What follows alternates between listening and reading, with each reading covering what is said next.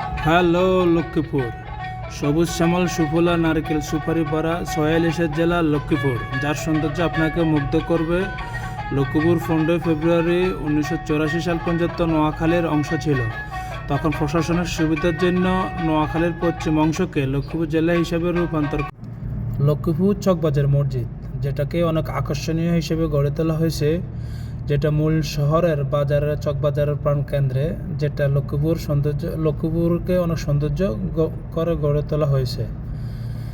লক্ষ্মীপুর শহরের বিভিন্ন অঞ্চল, যেটা একটা বিল্ডিং থেকে নেওয়া অসাধারণ দৃশ্যগুলি, সবুজ শ্যামল আমার এই লক্ষ্মীপুর শহর। ৫টি সুউচ্চ ভবন মাঠ জুড়ে বন আর গাছগাছালি জুড়ে প্রকৃতির নয়নাভিরাম আবরণে ঘেরা এই ক্যাম্পাসের নাম লক্ষ্মীপুর সরকারি কলেজ। লক্ষ্মীপুর জেলা শহরের প্রাণকেন্দ্রে গড়ে ওঠে এই বিদ্যাপীঠ। প্রতিষ্ঠা করেন ১৯৬৪ সালে মরহুম আব্দুল জব্বার। লক্ষ্মীপুর জেলা স্টেডিয়াম স্থাপিত হয় ২০০১ সালে। তখন থেকে জেলার ক্রীড়াপ্রেমীরা তারা এই স্টেডিয়ামকে তাদের খেলাধুলার অন্যতম মাধ্যম হিসেবে গ্রহণ করেছে। আসলে লক্ষ্মীপুর শহরের একটু পূর্ব পাশে গড়ে ওঠে এই স্টেডিয়ামটি, যেখানে জেলার বিভিন্ন সাংস্কৃতিক অনুষ্ঠান হয় এবং জেলা লীগও এখানে হয়। লক্ষ্মীপুর শহরের প্রাণকেন্দ্রে রহমতখালী খালের নিকটবর্তী অবস্থিত লক্ষ্মীপুর শিশু পার্ক, যা শিশু কিশোরদের আনন্দ বিনোদনের অন্যতম কেন্দ্র। সরকার ও লক্ষ্মীপুর পৌরসভার উদ্যোগে এই পার্কটি প্রতিষ্ঠিত হয় ২০১১ সালের মে মাসে। প্রতিষ্ঠাতা করেন সাবেক মেয়র আলহাজ আবু তায়ের মামা। আসলে এই পার্কটি শহরের মধ্যখানে হিসেবে গড়ে উঠেছে, যেখানে শিশু কিশোর এবং বুড়োরা একটা বিনোদনের জায়গা হিসেবে বেছে নিয়েছে। কারণ শহরে আসলে এটার আগে উপভোগ করার মতো কোনো জায়গা ছিল না। এখন এটা মোটামুটি লক্ষ্মীপুর মাদাম ব্রিজ, যেটা অনেক পুরনো নাম করা, তার পাশে গড়ে উঠেছে লক্ষ্মীপুর জজ কোর্ট, যেটাকে মজু চৌধুরী হাট যাওয়ার সময় রাস্তার পাশে দেখা যায় দৃষ্টিনন্দন এই সাইফিয়া দরবার শরীফ। বিশাল আকৃতি এই বিল্ডিং, খুব সাজিয়ে গুজিয়ে রেখেছেন তার আশপাশ। এখানে বিল্ডিংটা আসলে অসাধারণ কারুকাজ, এবং তার পাশে সাজানো ফুলের বাগান, এবং তার দক্ষিণ পাশে বিশাল একটা আকৃতির ক্ষেত। রিসাইকেল পার্ক, যার গেটটা অনেক সুন্দর, যেখানে সাইকেল লাগানো আছে।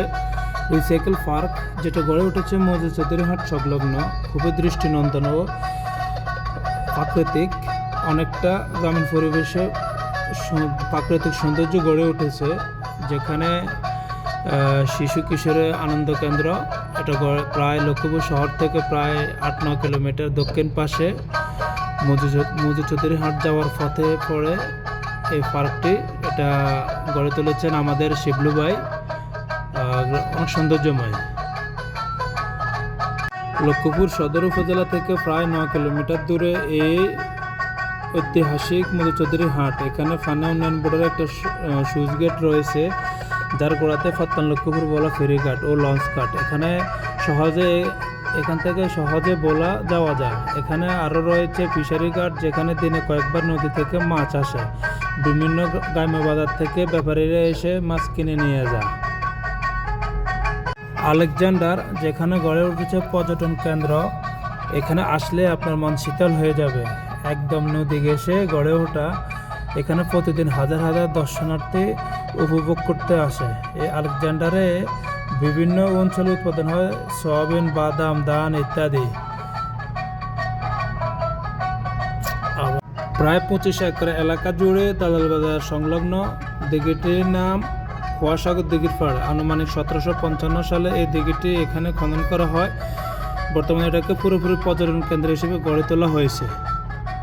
রায়পুর পৌর শহর থেকে প্রায় আধা কিলোমিটার পূর্ব পাশে জিনের মসজিদ, যেটা পুরনো স্থাপত্যের আরেক নিদর্শন। এক রাতে জিনরা এই মসজিদটি তৈরি করেছেন। প্রায় ২০০ বছরের অধিক পুরনো ২৩ গম্বুজ বিশিষ্ট অপূর্ব এই মসজিদটির নাম রায়পুর বড় মসজিদ, যেটা রায়পুর মূল শহরে গড়ে উঠেছে। মোটরসাইকেল রাখার জায়গা, আলতাপ মাস্টার ঘাট, রায়পুর উপজেলার চরবংশী ইউনিয়নে এটি অবস্থিত। এখানে প্রতিদিন ভিড় জমাচ্ছেন ভ্রমণ পিপাসু মানুষজন। উন্নত মানের খাবার এবং মনোমুগ্ধকর প্রাকৃতিক দৃশ্য উপভোগ করার ক্ষেত্রে ইতিমধ্যে ব্যাপক জনপ্রিয়তা পেয়েছে এই আলতাফ মাস্টার ঘাটটি। এই ঘাটটি নদীর তীরে অবস্থিত, যেখানে এটা প্রায় ভাসমানে গাছগাছালা দিয়ে তৈরি, উপরে ভাসমান। এই হচ্ছে নৌকা ভ্রমণ। আপনি চাইলে এখানে নৌকা ভ্রমণ করতে পারেন এবং তার পাশে একটা চর আছে যেখানে যাইতে পারেন, উপভোগ করতে পারেন ফ্যামিলি সহ, বাচ্চা কাচ্চা সহ। আলতাফ মাস্টার ঘাট, এখানে অনেক প্রকার মাছ পাওয়া যায়, বিভিন্ন আইটেমের মাছ এখানে আসে।